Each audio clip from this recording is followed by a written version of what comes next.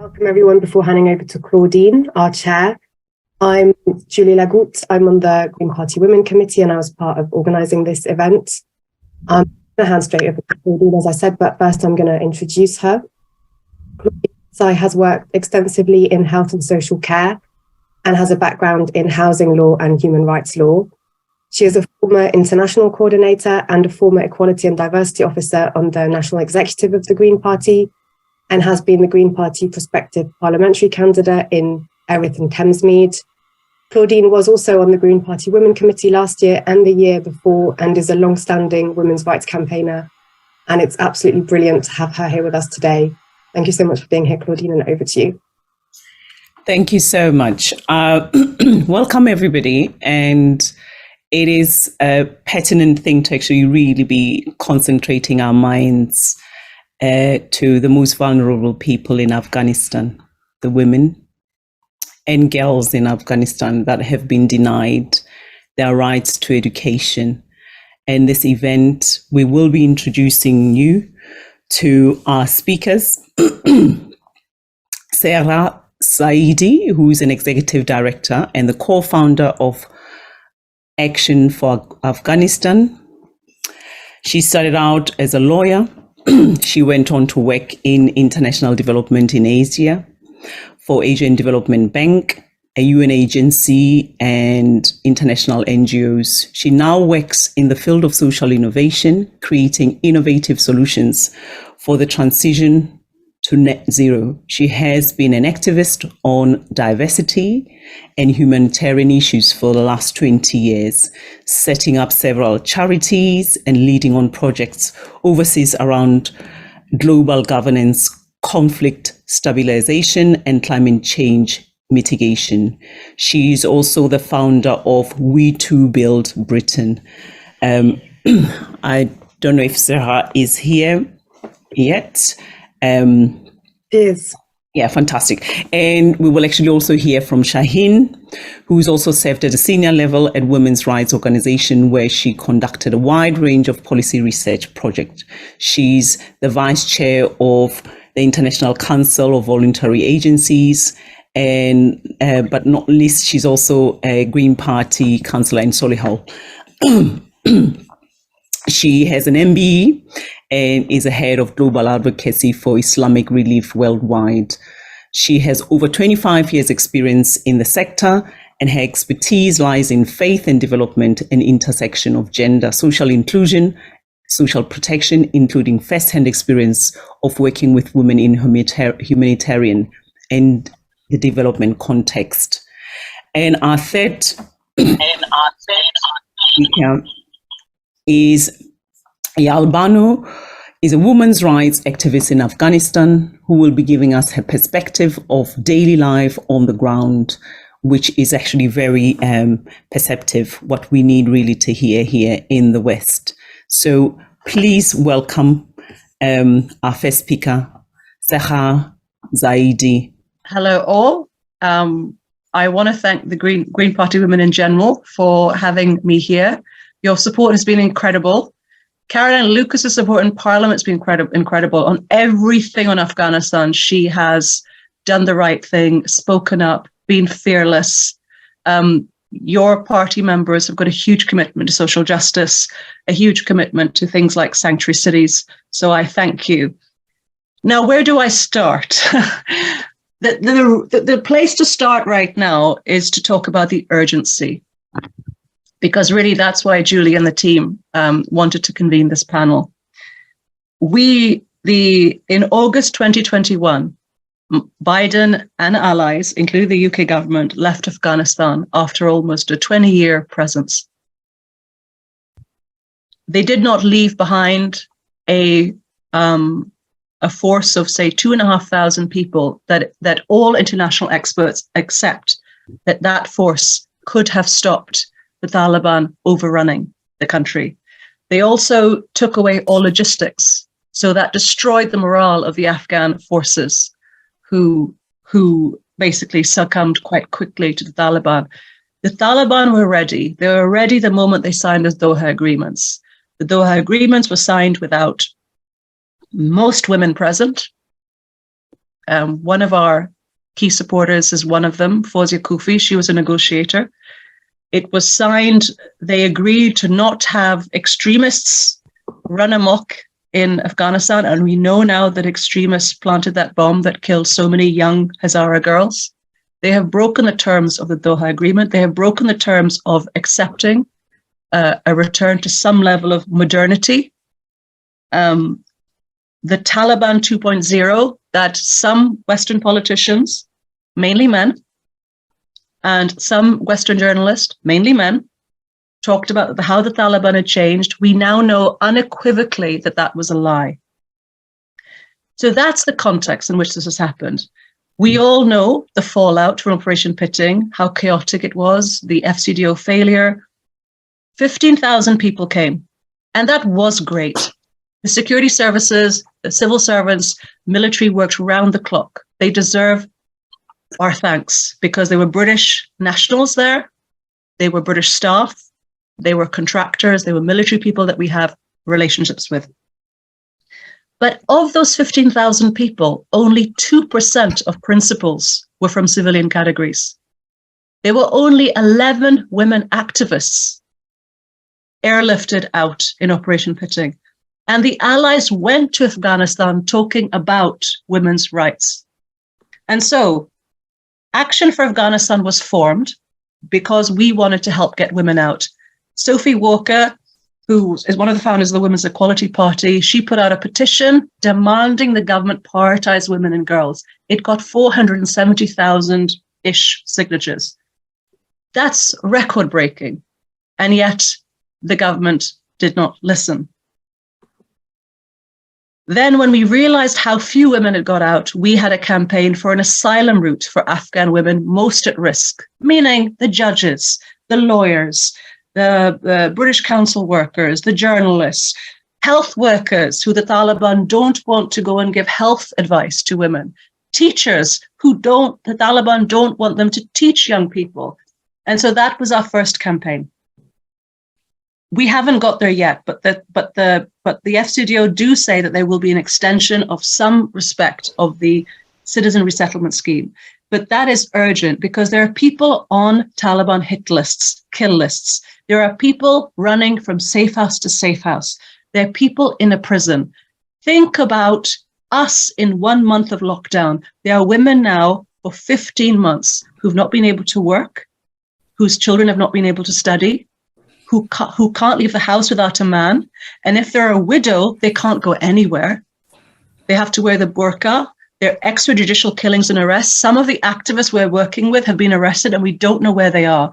That's how bad it is.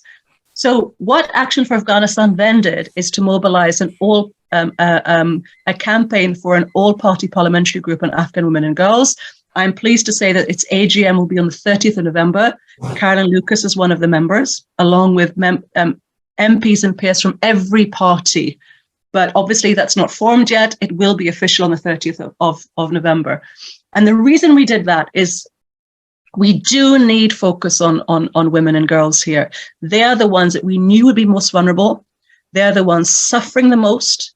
And they're the ones who clearly are being victimized, their human rights abused under what even UN officials say is amounting to gender apartheid. They cannot even go to parks or gyms on their own now. They cannot queue for bread in a starving country on their own. It is diabolical, but the most fearful thing is the level of human rights abuses and the fact that the Taliban are instilling these against women. And they're beginning to carry out mass arrests, extrajudicial arrests. You're seeing forced marriages. You're seeing people's families targeted.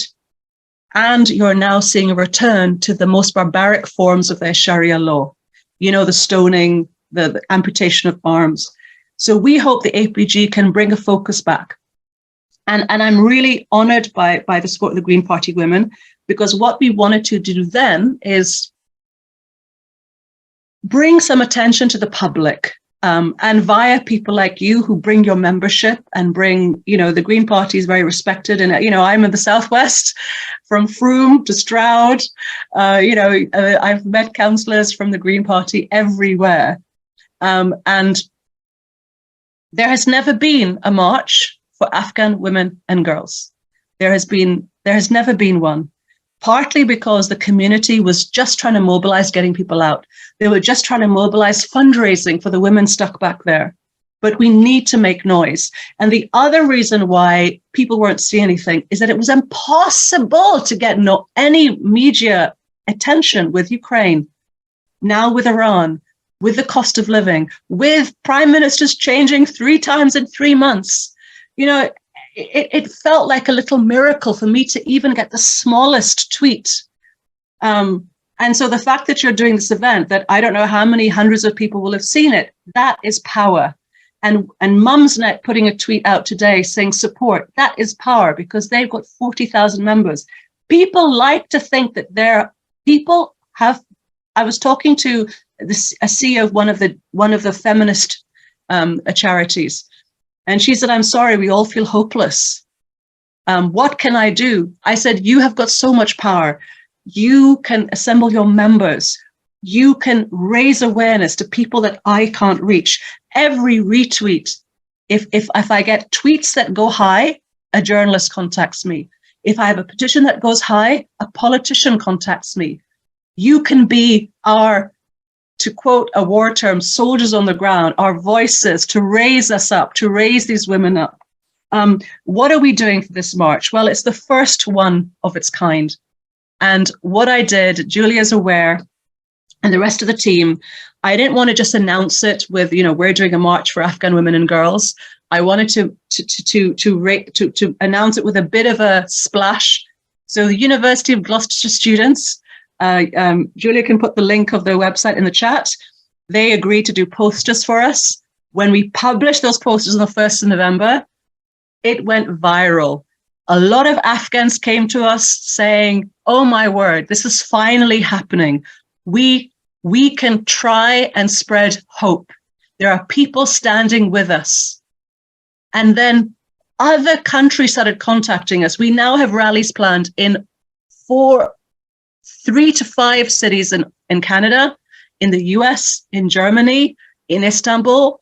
This has not happened for 14, 15 months for Afghan women and girls. And we have got some great speakers lined up. It's going to be the first of its kind. And what we're saying is, alongside that, we are asking the government to do a few things. The MPs behind the APPG, the supportive MPs all along, including the Women in Peace and Security APPG, they signed a letter to James Cleverly asking for 8 things. They wanted a specialist UK envoy for Afghanistan. There is none, unlike the US. They wanted a consultative mechanism to allow Afghan women to advise on policy. There is none. They wanted gender balanced negotiating teams. There is no requirement there. They wanted a global conference on Afghan women and girls. There has never been one globally. Even though 9/11, think of how important 9/11 was. Think of how important people said fighting for those women's rights was. Well, why can't they have a global conference? We wanted an asylum route for the most at-risk women. We wanted the government to support and push for a UN mechanism on violations of human and humanitarian rights. We wanted them to create a leadership group of women from Muslim majority and regional countries who could advise their regional governments to support the plight of Afghan women and girls. And so, these MPs, they want a meeting with James Cleverly. And so that's the ask from the MPs. And the ask for us on the march is threefold. One, please have an asylum route for the most vulnerable, because people are suffering. They are the most at risk. There's 34 million Afghans, there's 14 million women, 20 million in the country are starving. Hardly any women came out. We had a duty of care. Some will not make it. There's a lot of mental health issues. There are suicides happening now. I'm hearing the worst stories. So one is an asylum route for the most at risk. There are long-standing campaigns for Afghan female judges, for British council workers. The biggest problem on the refugee side, as you probably know, there's a scheme out right now for British Council, Garda World, and chiefening scholars, but people are being rejected because they can't show personal risk to themselves. But if you're a woman in a country where you're not allowed to work or be seen or have any rights or leave your house, then, then really, you should, the mere fact of qualifying and having sponsors that say you're at risk. The second thing we're asking for is we want to protect the aid budget for Afghanistan. Clearly, the aid budget's gone down, and it will go down in this economic climate. But we have to, if that country falls apart, you will have a humanitarian disaster, you'll have a migrant disaster, and the whole country, the whole region will be destabilized in terms of counterterrorism, security. So international donor countries have a responsibility. And the last thing we're asking for is to please allow Afghan women themselves to have a voice, allow this global conference, allow an Afghan women leadership group, allow them to advise policymakers, allow them to try and direct the power, their own people, even in the diaspora. And I'll just leave this with you. We just had COP27. There was no representation from Afghanistan. It is one of the most affected countries by climate change. But because governments won't recognize the Taliban, there is no representation of Afghanistan anywhere. So why can't they create some leadership groups? When G7 talk about women's rights, we want a leadership group that's representative of Afghan women with their relevant CVs and expertise and credibility, but we want them to have a say. So I'm going to finish there. I hope I haven't got over time. I want to thank Green Party members for wanting to have this, for standing with us. We are in save a life territory or save a way of life territory. It is about fundamental rights, the right to live a life of your choosing, the right to education, the right to freedom, the right to work, the right to go and have exercise, the right to feel like a human. These women have nothing. They're in a prison. So I thank you for being here. Wow. Thank you so much. Wow. We honestly are so grateful for you having made the time to come and speak to us. Your plight is our plight. As women, we are with you. We are with the Afghan women. We're with the Afghan girls. We send our love to them, but more than that, we will campaign to have their voices heard in our country and everywhere we have an opportunity to do that. Thank you. Thank you. Then I will get our next speaker, who we have some videos from. This is our Councillor Shaheen Ashraf, who will actually just bring some videos that we can actually look at. Thank you so much. This is so important, vital work.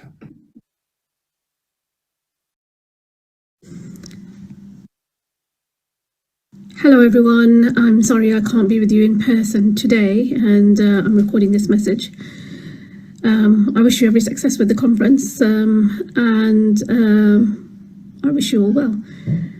Having recently travelled to Afghanistan, as other speakers will attest to who are of Afghan heritage, I saw so many different things happen post 2021. I was there earlier this year in June.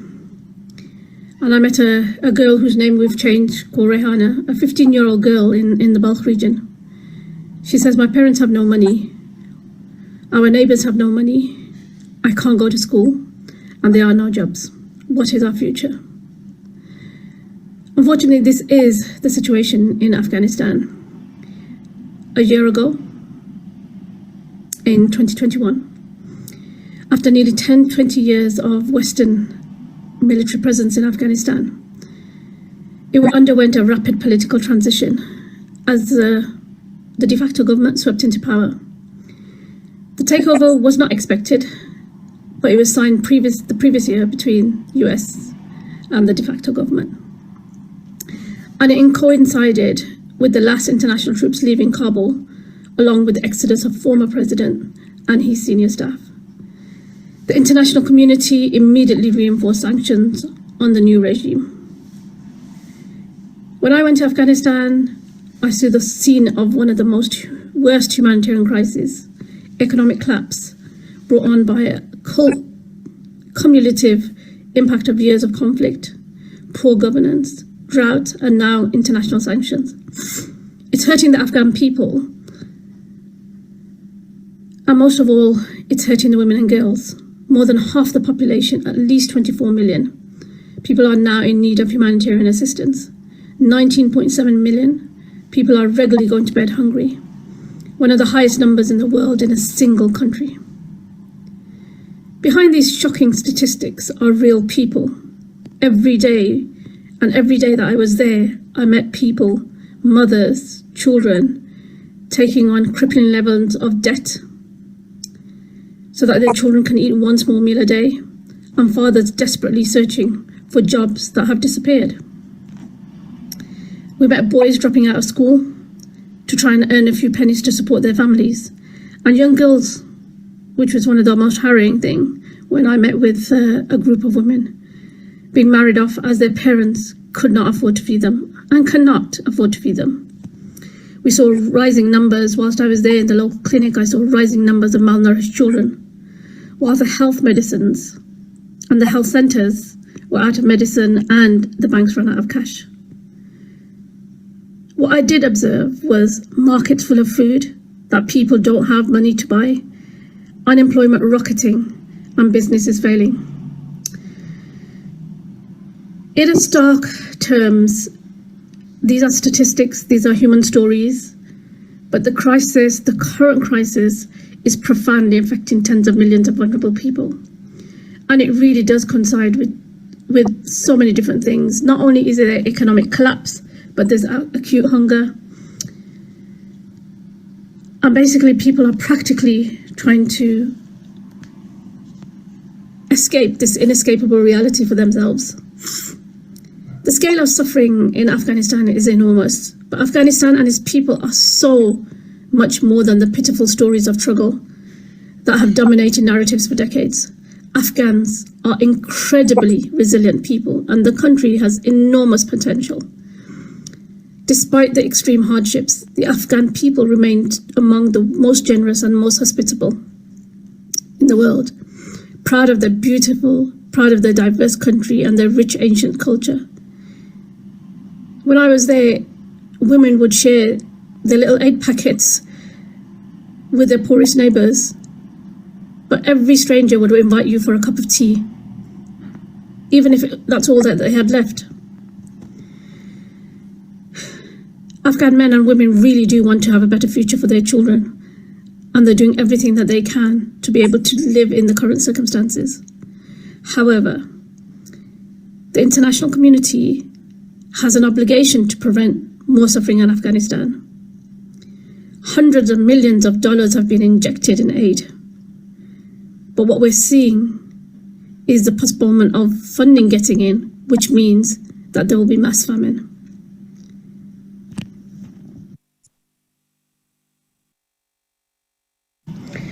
Secondary schools for the majority of girls remained closed when I was in Kabul.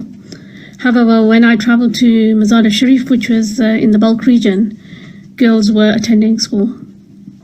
But most recently I heard that women are banned from employment and were banned from the park. I actually saw when I was there that even in the mosques where women were allowed to go, we now see that men are going on separate days and women are going on separate days. So it is an all-out ban on women.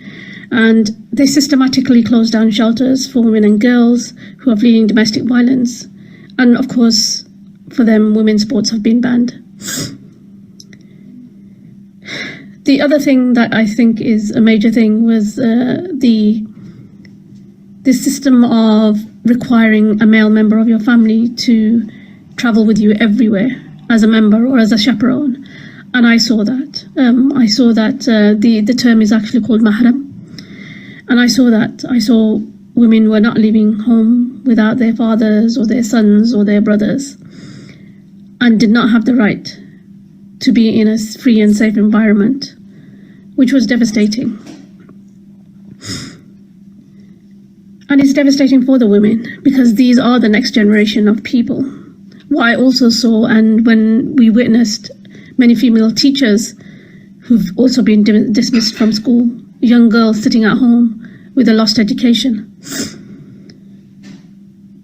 And women, from when I had met the academics in Afghanistan, mostly could not come out after dusk. And therefore, when we met the academics, there were only male academics that we met. So because most of the women were out of university and new restrictions have been placed on them. That is the situation of Afghanistan at the moment. However, I would urge the international community not to use the aid that it provides as a leverage to get girls into education. The thing is, you cannot leverage that because young girls will be dying at an alarming rate. Young people will be dying at an alarming rate if you are going to use aid and leverage that in education, as opposed to ensuring that there is enough food for the family or for the community in general.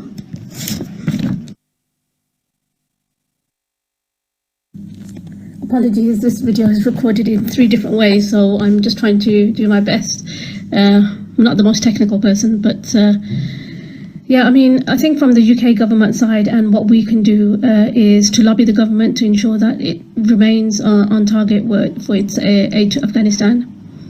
There is what we call an independent review that is taking place. The concept went out in June, and the report should be launched by the government soon. And it was about 3 specific areas. One is around providing humanitarian assistance. The second approach from the UK government was around empowering women and girls. And the third approach was, how did the UK government rebuild core state functions within Afghanistan? And it almost felt like what we had was expenditure going to kind of single programs. So I would urge, if you can, is to keep consistent with the significant disparities that exist and ensuring that the UK government doesn't renege on its commitments to Afghanistan.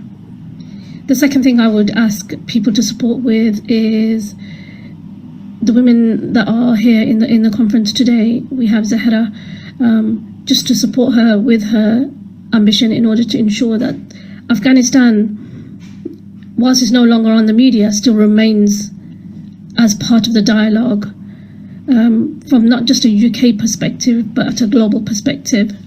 And I know that on November the 28th, I will be joining the principals, which is the UN agencies, at the Interagency Standing Committee, and we will be talking about Afghanistan with the Emergency Relief Coordinator, the United Nations Emergency Relief Coordinator.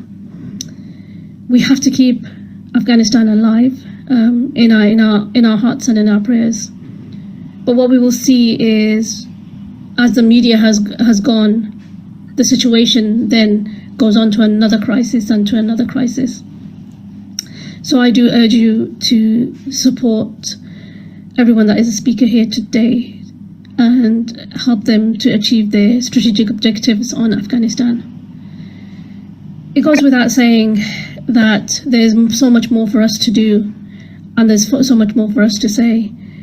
And I plan to next year go back to Afghanistan and have a look at a significant piece of work that we can do and how we can understand what's happened 2 years in to the lives of women. It's not a pretty picture, and I don't think it'll be a pretty picture in 2 years' time either. What we see is absolute, generations of people who have suffered trauma. If you were born in the era of 1970, 1980, you would have experienced intergenerational trauma, and that has passed on from generation to generation. And I hope that we, as citizens, can support the Afghan refugees that do arrive into the UK, particularly with issues around housing, asylum, refugee status, and equally, having equal access to education within this space, and making sure that actually housing is sufficient and also fair, because what we tend to find is that housing often given to refugees is often poor housing. That's what I would ask for all of us to advocate for. Thank you so much. I think my time is up. I think I've taken more than the allotted time, and I hope that one day we can all meet. Bye.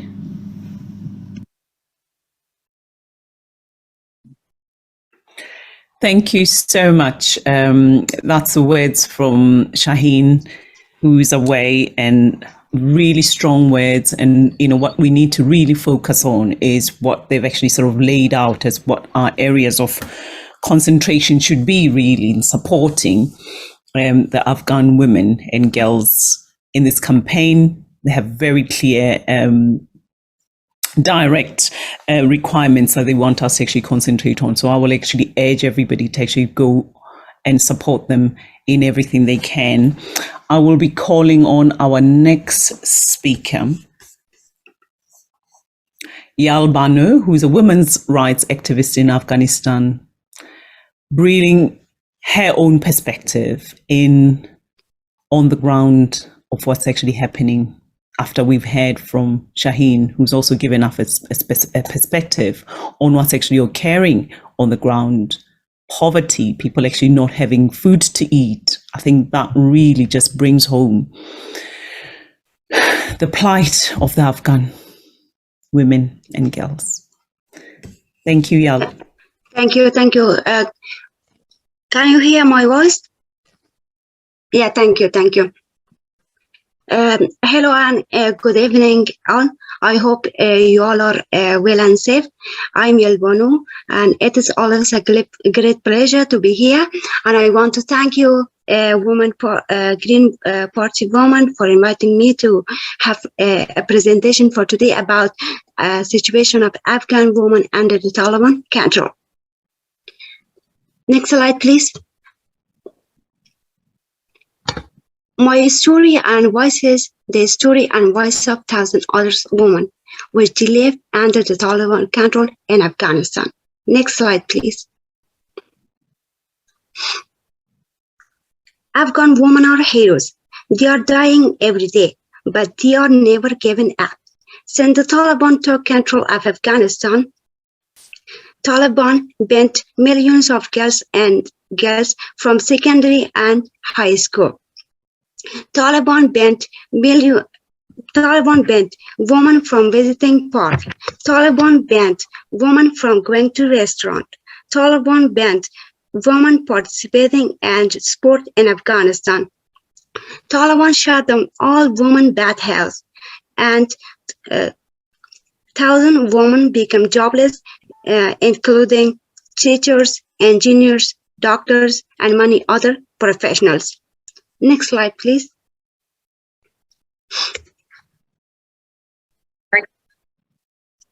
As you watch or read the news about women's rights in Afghanistan, unfortunately, they are less correct news, and it is a very sad picture of Afghan women for the world to see.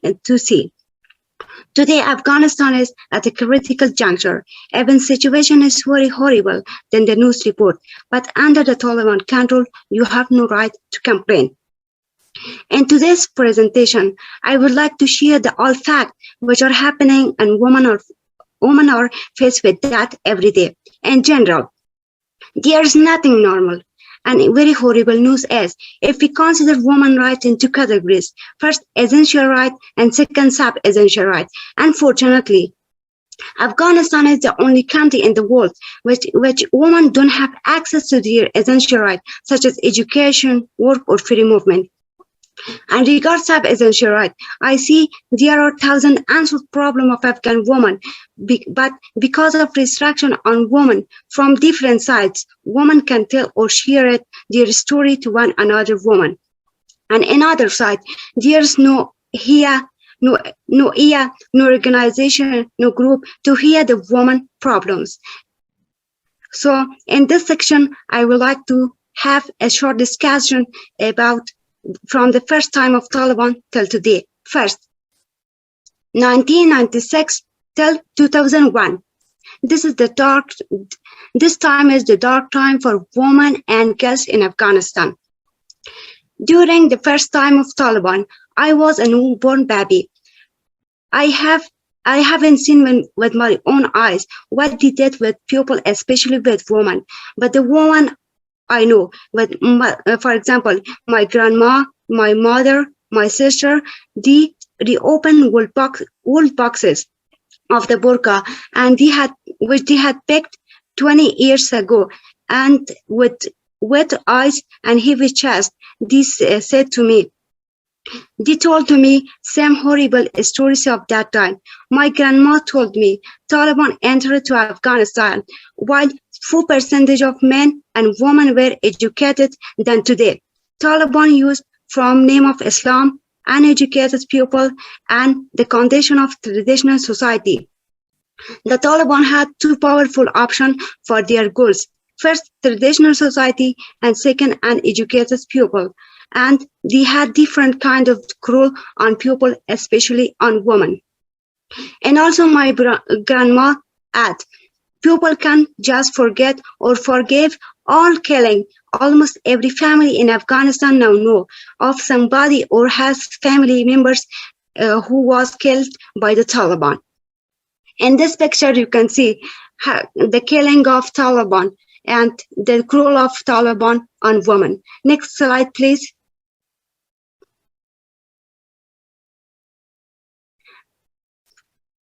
In this slide, I would like to talk about 2001 up to 2071. This time was golden time beside of 1,000 problems for Afghan women. Despite of 1,000 problems, 2001 up to 2021 were such a golden time for all, especially for women. Women have started to learn about their life, about their right and right of their life. I was also one of those girls, which I started to learn and fight for better life. My parents enrolled me to school, and I was the first and only girl of our relative that I went to school. Our relative all the time have told to my parents that don't permit your daughter to go to school, especially when I got over 12 years old. But my parents didn't listen to them, and I continued to learn. And then after school, I started university and then working through offices, even as a project manager. My parents said, we had hard time, but we don't want hard time for my children. We want bright future for all, especially for our daughters. I know more families that they didn't permit their daughters to go to school, and even in more provinces of Afghanistan, because of traditional society, war, and Taliban control, the door of school were closed for girls. Next slide, please. You can see in this slide which women and girls fight for better life, and they find their place in different sections. For example, some women become doctors, some women work in media section, some become engineers, and some become worker in social part. And every woman and girls want a better life for their life. Next slide, please. 30. In this part, I would like to talk about 50 August 2021 till today. Women life in Afghanistan have never been easy, even during the last 20 years. But the difference is that their lives are now more difficult than the last 20 years. When the Taliban took control of country on August 50, 2021, I was 24 years old. Since that day, every single day, I wake up with wet eyes and heavy chest. I see only the four walls of home, not more. I lost my job. The office which I had working at just closed shortly after the Taliban takeover. 30 co-workers of me were arrested by the Taliban, and we received messages that the Taliban are searching for other members by their phone signals. So we immediately broke the SIM and we burned all our documents to hide our identity. After August 15 August, fear and disappear have taken over the old city and still continue to affect people. I didn't even leave the house for more than 50 months. But for more than 5 months, I spent my day with fear. I got nervous breakdown and went to doctor. The doctor guidance was that I should get rid of fear, panic and stress in order to get better. I tried to get rid of them, but I found impossible even to walk for full second outside my house, as world of fear was expecting me. From window, I can see the city, the bazaar, but nothing is same as before, and no woman in bazaar, and a very silent city than before. The city is covered in black, and if the clothes are colored, women will be beaten by the Taliban. And even I saw with my own eyes the Taliban member beat a girl by gun, which why you wear short, why you don't cover your body tattoos. I hope to have good future, but the future is now dark. Next slide, please. You can see in this slide the cruel of Taliban on women. And next slide, please.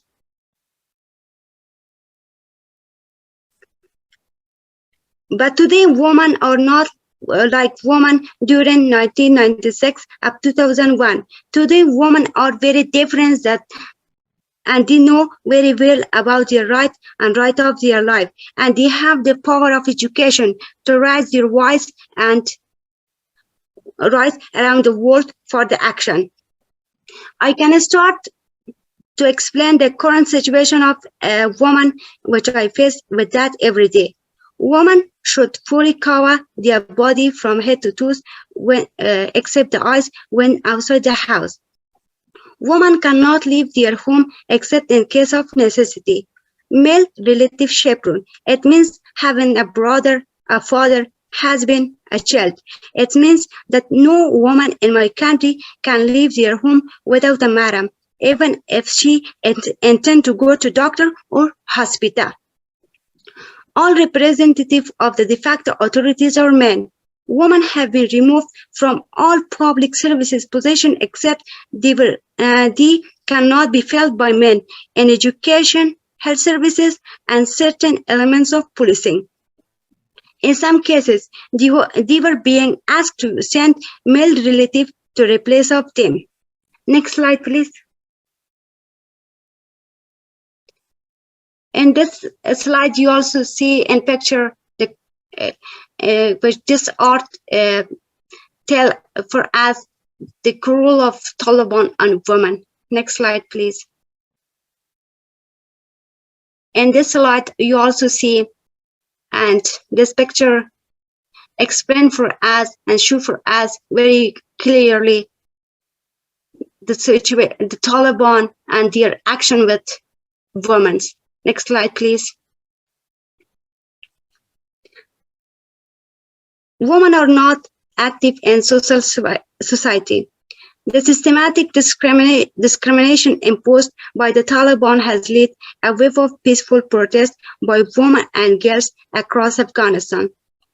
The Taliban has violated the right of these women and girls to freedom of expression, association, and assembly, and subject them to harassment and abuse them during the protest, including beating and electric shock by tasers.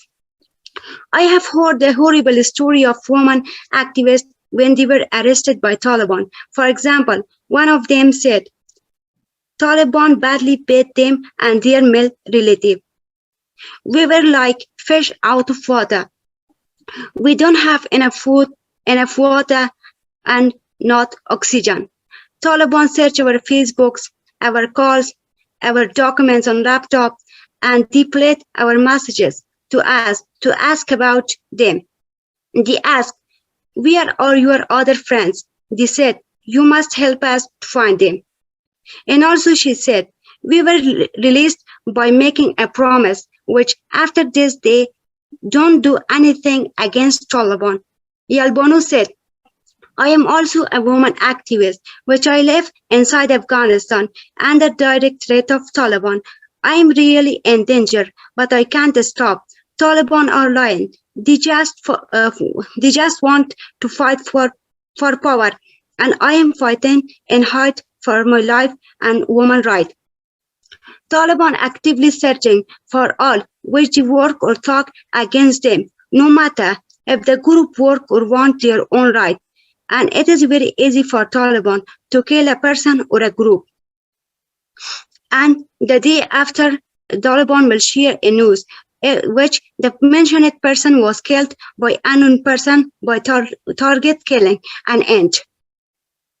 Because of me, my siblings, my parents are also under direct threat, and we are not safe. So I work hard to hide my identity and my parent identity because my mother was army, but now she is in home and live hide.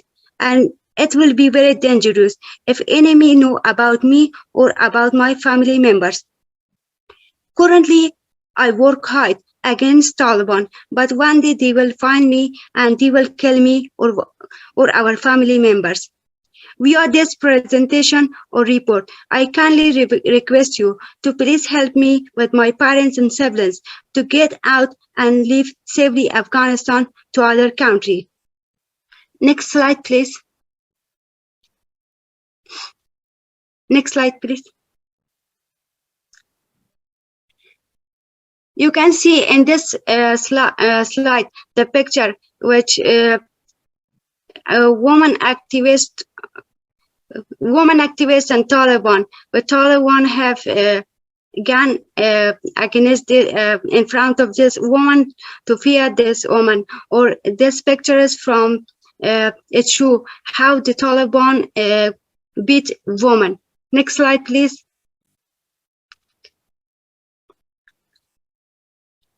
Next slide, please. Thank you. Yeah. As we hear, situation is more horrible in some areas and province of Afghanistan, which women don't have access to internet, mobile, or they don't have education if they report which cruel are on them, such as kidnap, target killing by stone, or forced marriages. Afghan women urgently need to health services, humanitarian assistance, and justice now. Next slide, please. Yalbonu said, I didn't give up, like thousand others women, to work and raise my voice for Afghan women, even in a very horrible situation. I will continue this struggle with my pen and ink. I have a group called Together We Can Make a Change with help of some of my friends from inside home. We work and help girls. We work for women, girls, and children. Currently, 100 female students or students from age 12 up from 7 up 12 grade of school are busy learning via online program. And also 50 women from 50 families are in a very critical economic situation and they can't work outside home. My friends and I collect money from our friends and families, everyone. Then we transfer the help money to them, especially in winter season. Next slide, please. In this slide, you can see the situation of these children with the face and this very sad picture. Next slide, please. And also in this slide, you also can see very sad picture of this woman and this small children, and instead of go to school, they are in a very bad situation, and they just trying to find a tank of food for their life. Next slide, please. And also in this slide, you can see the picture of this woman with your children, with they are in very horrible situation, and you can see this picture in this picture, the picture of this daughter, which they have dream to go to school, but currently they can't because of restriction on them. Next slide, please. At the end, I just add in here, as we know, the Afghan woman problem, very horrible situation that we have currently. There is some point what we can do for current situation. The international community must demonstrate to Afghan women and girls that it is understand their plight. International organization must send a clear, coordinated, and resounding message to Taliban that their current policy on women and girls will never be accepted. If the international community fails to act, it will abandon millions of women and girls across Afghanistan and embolden the others to undermine the human rights of women and girls around the world. The Taliban, as the de facto authorities of Afghanistan, must uphold the rights of women and girls to access education, work, and free movement. And the Taliban must also immediately cease practices of arbitrary arrest and detention and protect the right of people, including women and girls, to protest peacefully. Next slide, please. Thank you for your attention. If you have any question, I'm here to answer for you all. Currently, I am a leader, and I even during my presentation, I even can't to present very well, because when I wanted to present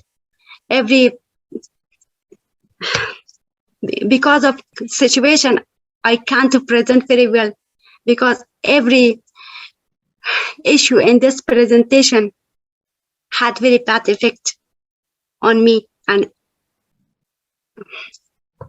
now I am in very cold room, There's no electricity. I just used from my phone electricity to have a little light. And this is our situation, and we are in very bad situation. Please help us. Thank you for your attention. Again, I thank you, Green Party, to give me this opportunity to raise my voice, to raise my pen. Thank you for your attention. Well, thank you so much, Albanu. We send you all our love. We will do what we can to uphold your rights with our country here in the UK. And I urge everybody else to really do whatever we can to actually make sure that the women and girls in Afghanistan, and the situation really is being resolved. We have the power to do it. We have to actually lobby our MPs to actually support the women in Afghanistan. Thank you so much. Are there any questions from the floor? We'll take some questions quickly. I've got a question. So good. You're muted. Sorry, yes. I just wondered, I mean, that's really harrowing listening to all that stuff. I mean, it's really hard to imagine just what the suffering is, and it's really hard to kind of think about it. But I just wondered what percentage of the Afghan men do you think go along with this? You know, because obviously the Taliban, we hear about the Taliban, but that's not going to be the majority of the men, they're under this as well. So I mean, who are the Taliban? What percentage of men are doing this? Because it seems so incredible that they will do this to their wives and daughters.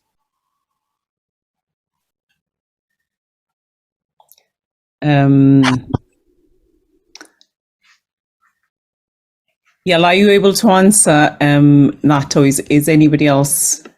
I can start. Oh, fantastic! Oh, thank you. And then if my Afghan friends can follow up, the Taliban are not one group. There are lots of extremist groups.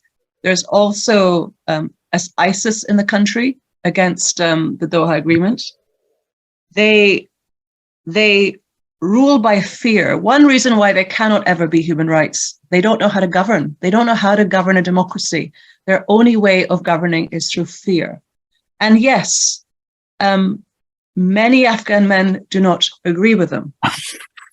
But if you remember, a lot of Afghan men are in hiding because they work for the government, or they've had to escape because their lives are under threat because they worked with allies, or you've got families where there are widows because the men died. What's happening is if a woman doesn't wear the burqa, the edict doesn't say the women get penalized. It says we will beat up and take your men. So that's what they're doing. They're trying to break the Afghan spirit. And the worst thing, right now there is hope, because the vast majority of Afghanistan had freedom for 20 years. People believed in the future of Afghanistan. Afghan people are warm, generous. But what the Taliban is doing, the biggest danger is education. They are banning women, but they are instilling the most extreme form of education. It literally will become a breeding ground, potentially, for more extreme views and more terrorists. And so, this is not about man versus woman. Let's protect the boys of Afghanistan. Let's make sure that they can go to a school where they can learn and be whoever they want to be, not something the Taliban is trying to make them into. That was one of the best outcomes of the Allied presence, that for 20 years, Afghanistan was free and people could be whoever they wanted to be. But that's the danger. And that's a wonderful question for you. But I think that's the danger. These religious extreme schools that will, I dare to call them religious, these extreme schools, training grounds, breeding grounds. And we know in Britain that they then attract other people. And the Taliban are also instilling the drug and poppy trade, which will help them feed, the provisions for these schools. So that's the biggest danger. But I'm not an expert. We have an Afghan colleague. So over to you. Is Yal still available? Yal? Yeah. Yes. Thank you.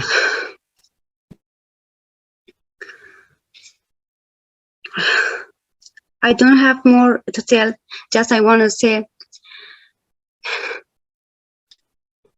the Taliban are just how to crawl on people, how to kill.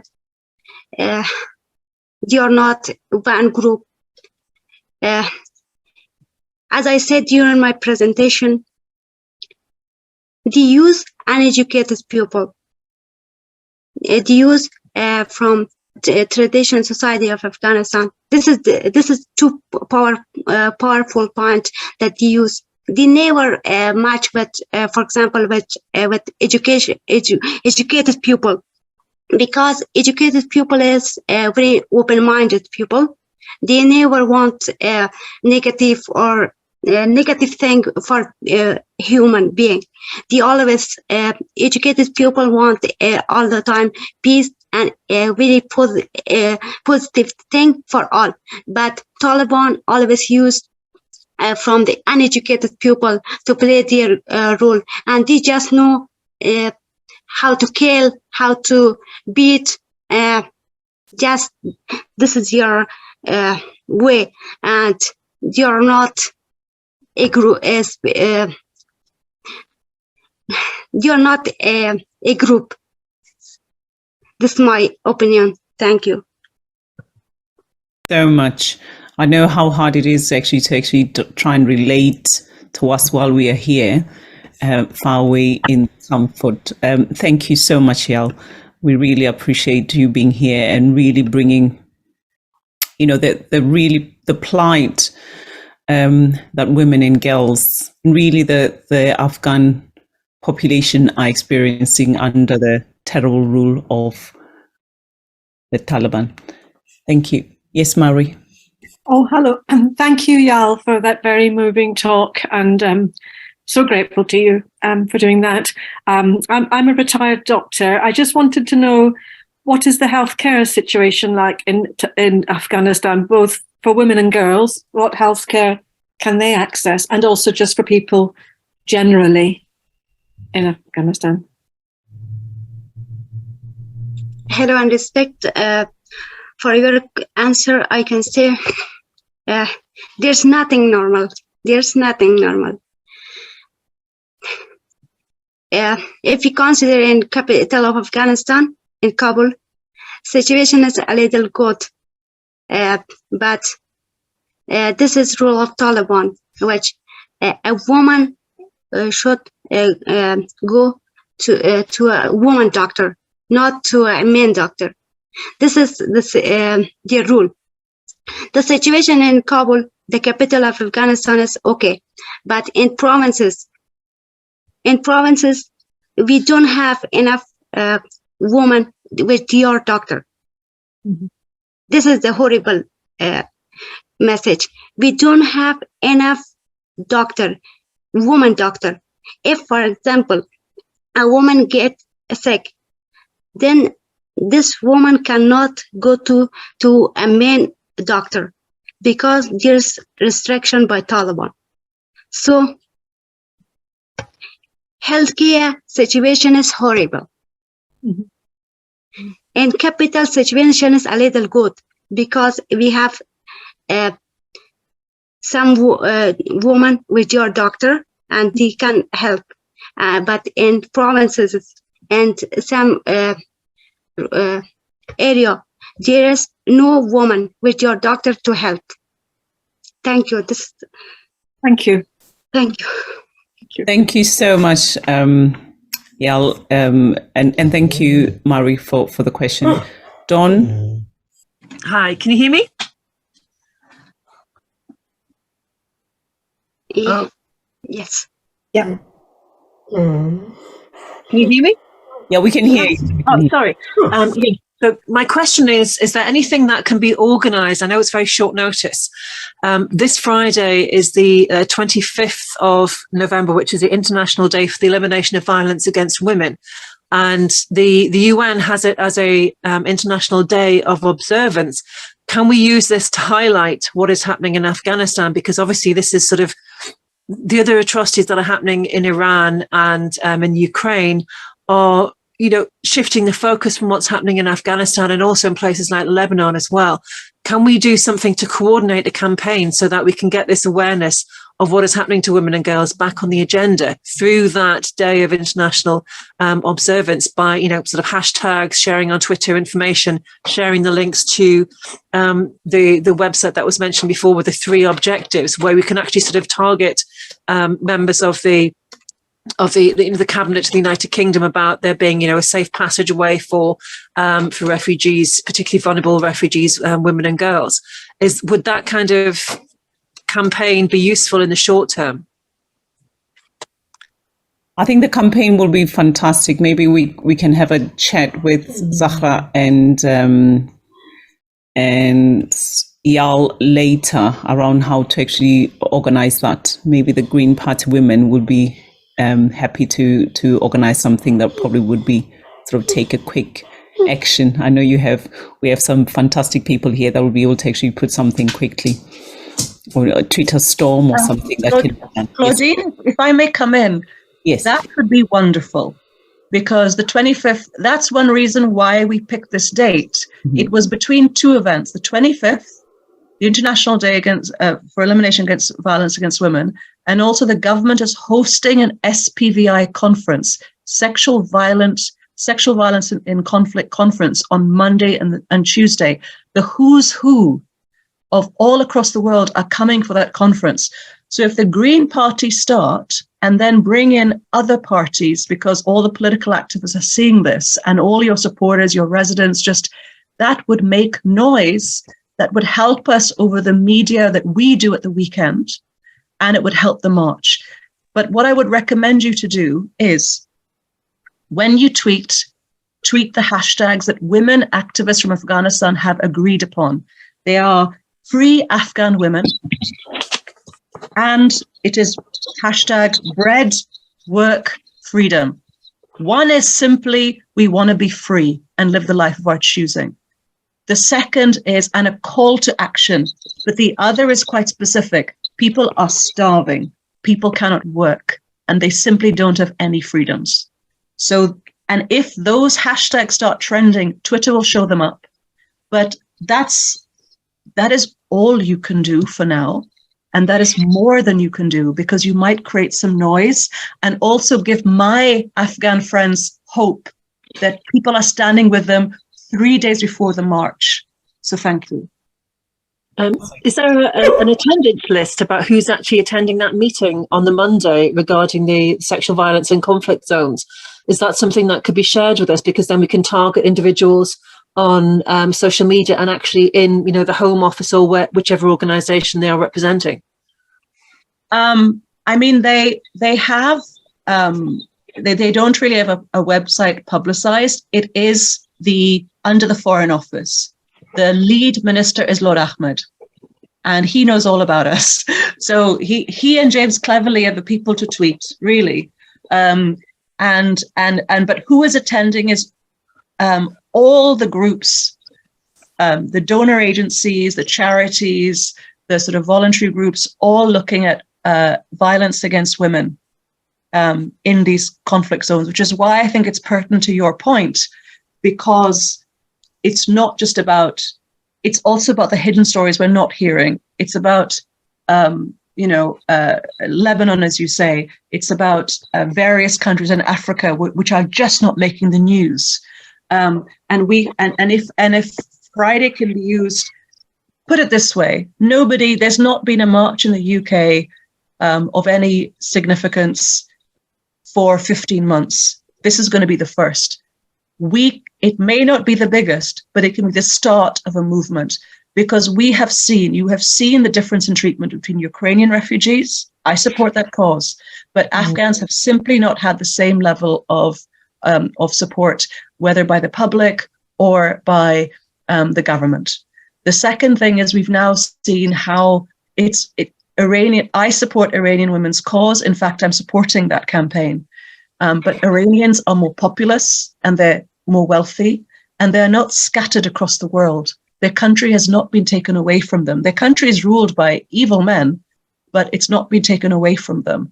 And also the women, Afghans have no resources. They're in hotels. They don't have money. So they are so brave. They have more bravery in their little pinky than most of us. So the Friday is a great idea, but I don't want to take this time up. There are a lot of questions. I can see hands up. Sure. Thank you. Fantastic. Thank you so much. Mendy? Yes, thank you. And thank you so much to all the speakers, and especially Yal, for speaking so clearly and with such good information for us, and being so brave. I just wanted to ask, I don't know whether you can tell us, whether it's safe for you to tell us, whether there are any ways that girls are managing to get some education within Afghanistan. If you can let us know, that would be great, but I understand it might not be safe for you to tell us things.